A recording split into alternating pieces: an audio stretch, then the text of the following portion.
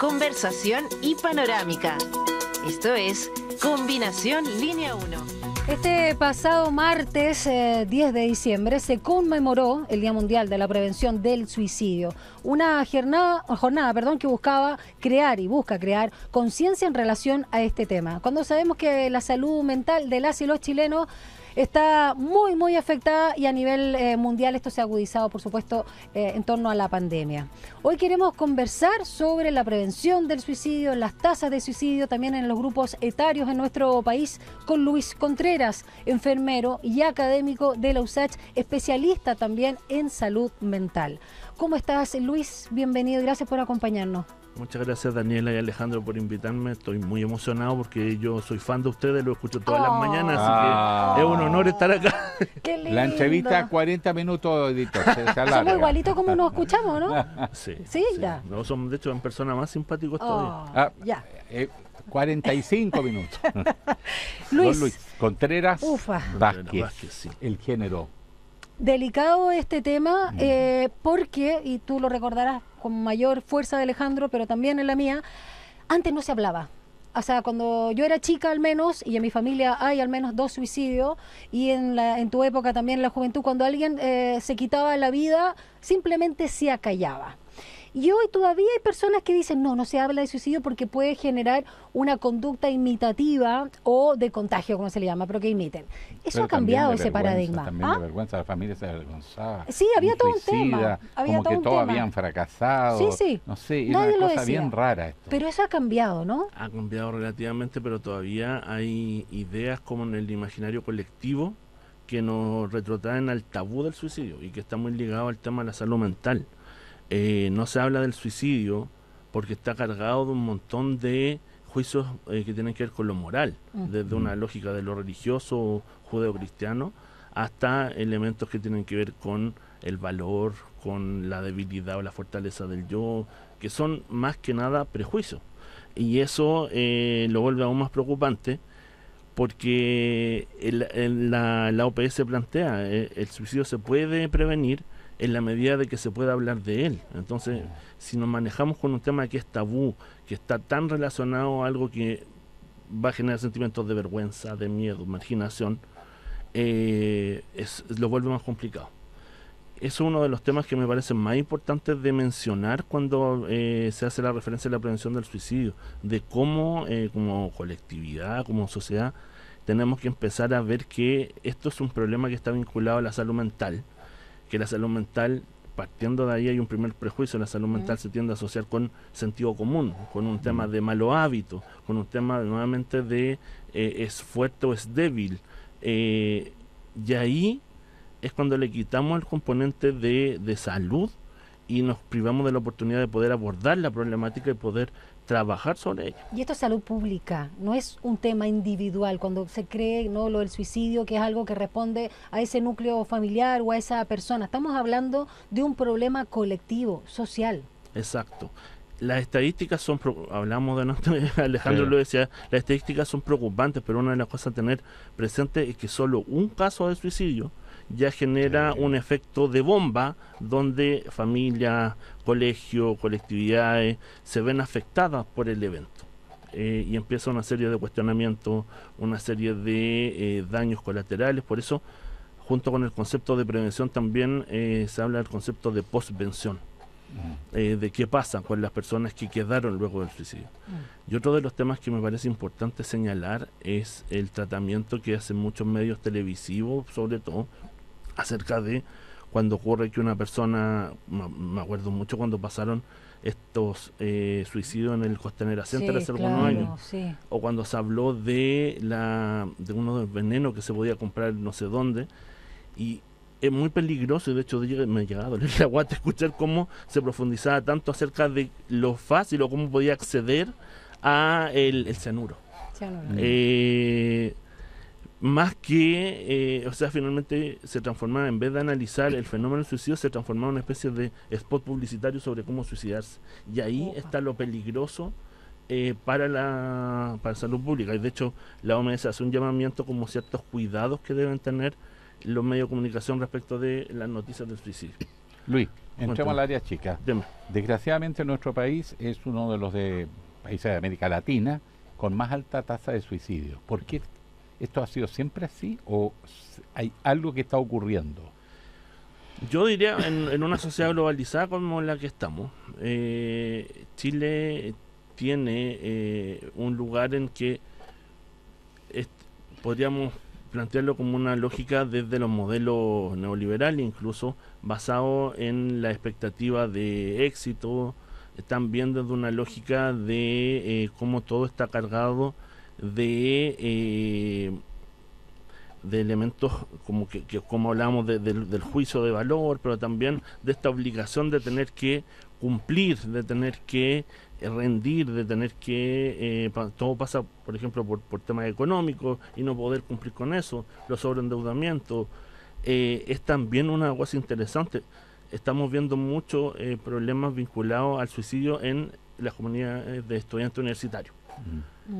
¿Cuántos de nuestros discursos como sociedad están cargados como ver a la educación universitaria como el único medio para ascender socialmente, para ser alguien en la vida? Entonces, ¿cuántos de esto se carga a las personas que están pasando por esa etapa, por ejemplo, para cargarlo más de estrés y de sufrimiento? Que es uno de los temas importantes. Una persona que llega a la decisión de suicidarse, de quitarse la vida, es porque está pasando por un alto nivel de sufrimiento psíquico. Y socialmente no validamos mucho el sufrimiento psíquico.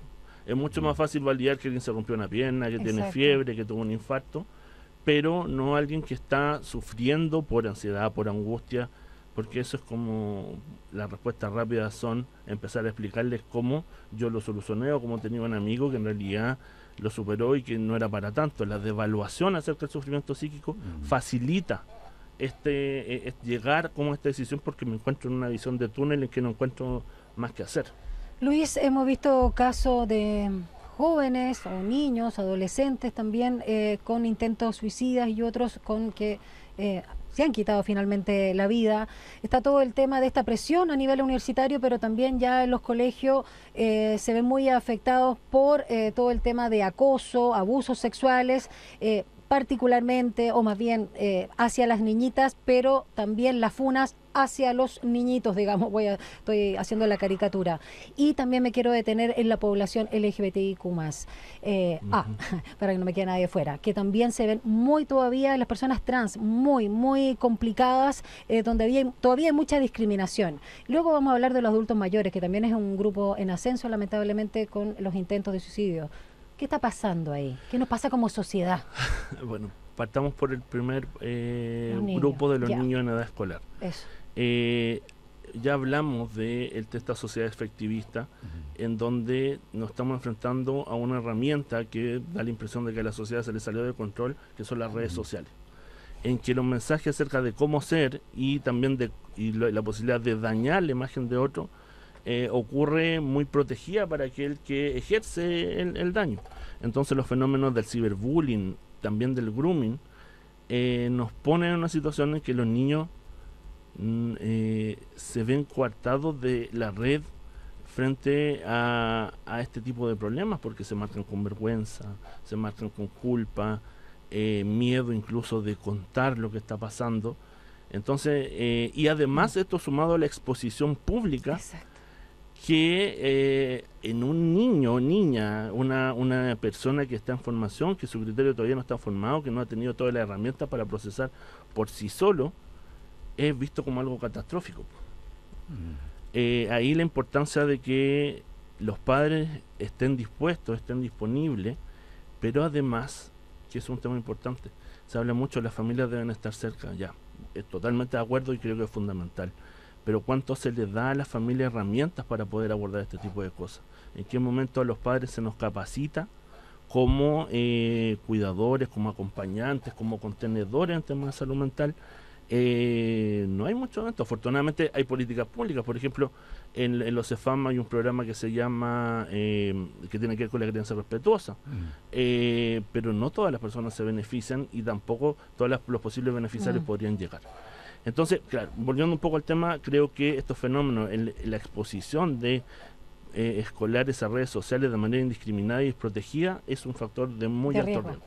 ¿Ya? El bullying yo creo que existía desde antes, pero este agregado de este juicio colectivo y exposición a Vox Populi Sí. le aumenta como el del sufrimiento. El otro era la comunidad LGBTIQ+A.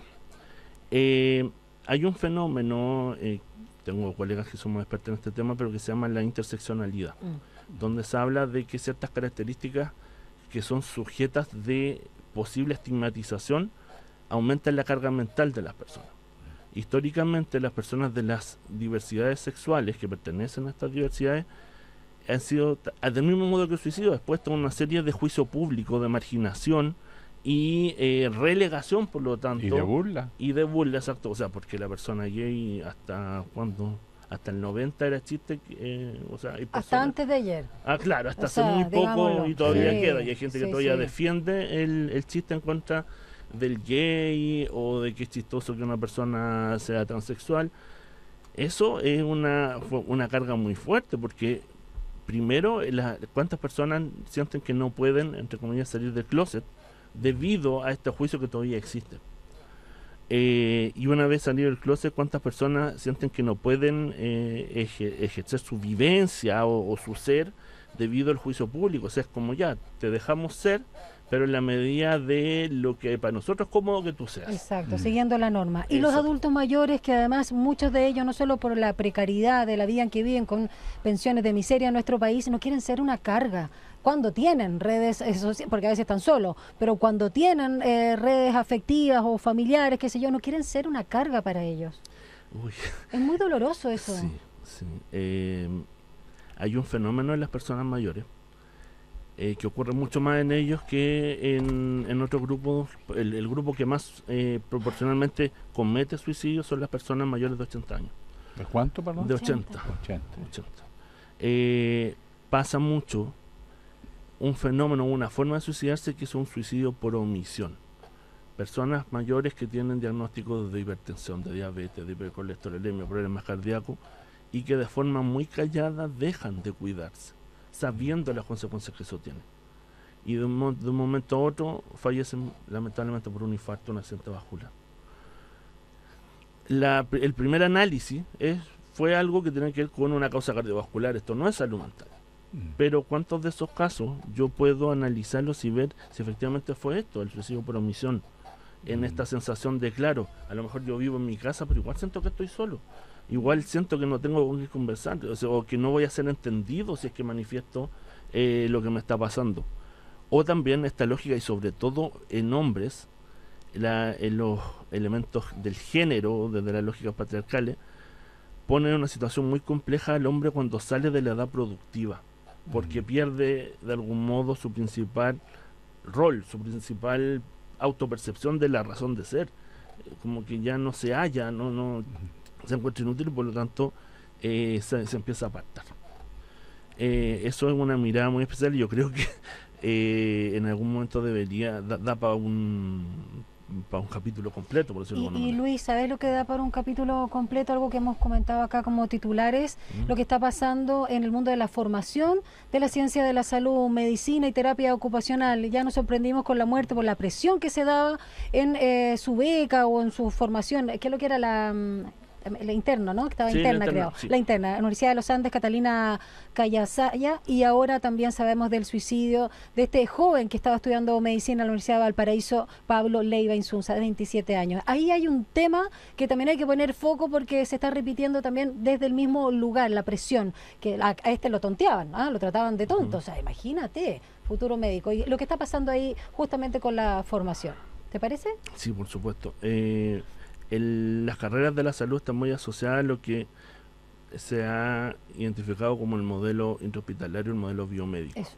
donde habían estructuras que ya son bastante pretéritas, pero prevalecen, en donde hay una figura de autoridad que ejerce y se valida mediante la coerción, mediante el avasallar, mediante el agredir, y que empieza a generar que se replique entre todos los integrantes de este equipo ciertos patrones en la base de esto, lo que tú decías. Y con ese enunciado, Luis, que te tengo que despedir, porque ya se nos está yendo. Por eso te decía que eso queda pendiente, como te decía Alejandro Guille, para un próximo capítulo, porque realmente es muy importante ahondar de lo que está pasando ahí con ese paradigma de pachón de fondo, de Dios, que ya no da. Y hablar un poco también en positivo de las cosas que se deben hacer y que se pueden hacer, consejo para la familia.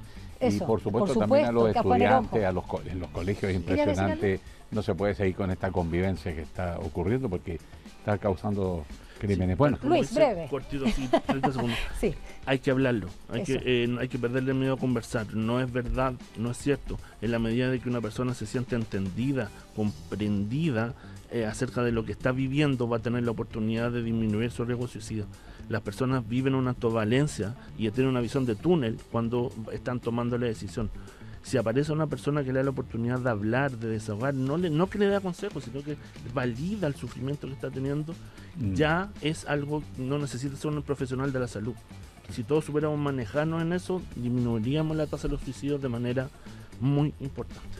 Muchas gracias, Luis Contreras, enfermero, especialista en salud mental y académico de nuestra casa de estudio. Te esperamos la próxima. Ya, sin duda. Encantado.